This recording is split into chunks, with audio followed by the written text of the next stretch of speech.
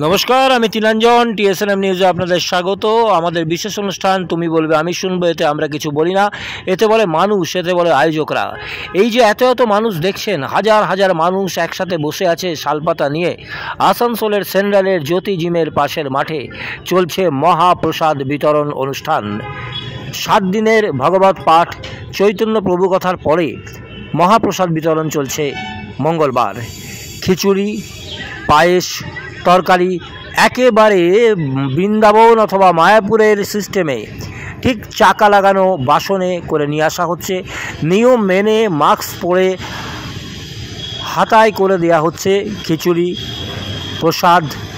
এবং মণ্ডল পরিবারের উদ্যোগে এই যে অনুষ্ঠান, সেই অনুষ্ঠানে জানানো হচ্ছে একজনও কিন্তু মহাপ্রসাদ না পেয়ে ফেরত যাবেন না।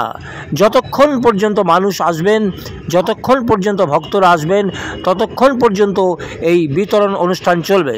চলুন আগে দেখে নিই ঠিক কীভাবে মহাপ্রসাদ বিতরণ হচ্ছে, কত মানুষ উপস্থিত হয়েছেন, কারা প্রসাদ বিতরণ করছেন, সবটাই। শুরু কর।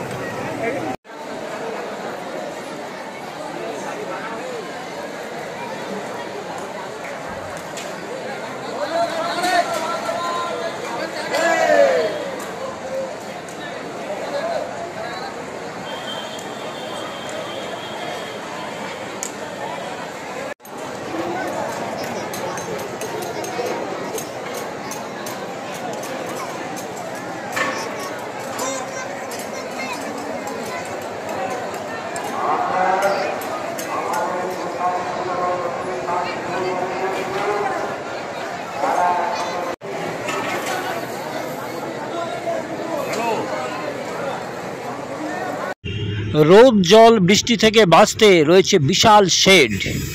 পানীয় জলের যাতে অভাব না হয় তাতে রয়েছে জলের বোতল সিল করা। শুধু তাই নয়, যে মহাপ্রসাদ তারও স্টক রয়েছে বিশাল। একেবারে রন্ধনশালা তৈরি করে সেখানে প্রচুর পরিমাণে ডেকচিতে সবজি থেকে শুরু করে সব কিছুই রাখা রয়েছে ব্যাপকভাবে। যতক্ষণ মানুষ আসবে ততক্ষণই কিন্তু বিতরণ করা হবে, কোথাও কারোর অভাব হবে না। বিগত 7 দিন ধরে প্রথমে ভগবত পাঠ, পুজো পার্বণ, যজ্ঞ, তারপর চৈতন্য মহাপ্রভু কথা এবং তারপর বিশাল পরিমাণ মানুষকে শাড়ি বিতরণ এবং মহাপ্রসাদ বিতরণ। সবটাই কিন্তু হলো শান্তিপূর্ণভাবে, সুন্দরভাবে, এবং কোথাও কোনো সমস্যা নেই। সবই ঈশ্বরের ইচ্ছা, এমনটাই বললেন।